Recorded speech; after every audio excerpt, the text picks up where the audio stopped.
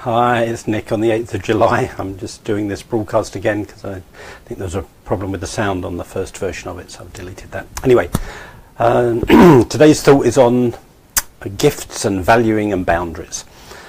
I think one of the challenges we often face with our gifts is we don't particularly see the value of them. You know, we have a kind of blinkeredness, and I don't mean that nastily, but it's just like we have trouble seeing our own gifts, and then we have trouble seeing the value of our own gifts.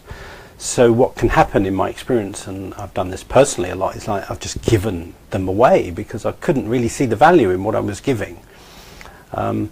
So, you know, I think at one end of the spectrum we can just give away our gifts and we don't value them, and if we're doing that in a form of sacrifice, which is often what we end up doing, then we can get burnt out and we can become resentful, and then we just kind of go, enough, I can't do this anymore.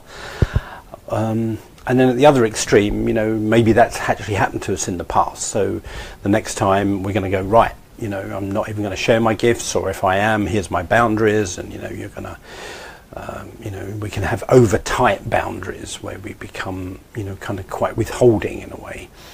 And the place to get to is obviously in the middle where, you know, we have good boundaries, we really value our gifts, and we can still generously share them. But I think the key is learning to value and receive in return for them.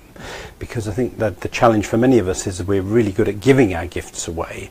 So we're great givers, we're not necessarily such great receivers, because either we don't see the value or we don't value ourselves enough to really receive in return. So, you know, the healthiest grown-up place to be, and the most mature place to be, is to recognize the value of our gifts and to give them freely with kind of boundaries, healthy boundaries around them. And part of that boundary is to say, and this is what I want to receive in return. This is what I want in return for sharing my gifts with you. So it becomes a giving and receiving flow. It's not kind of rigid, but it is a flow. There's a flow of giving and receiving, and then that's sustainable. We can do that over the long term. And certainly for me to get to that place, I've had to do a lot of kind of healing of sacrifice patterns and get better at my boundaries. My boundaries have been pretty bad at times, and I'm learning as I get older to have better boundaries. I think, you know, good boundaries around our gifts are a challenge for many of us. Anyway, I hope that's helpful. Would love to hear your thoughts, and hope this is recorded okay. God bless. Have a good day. Bye-bye.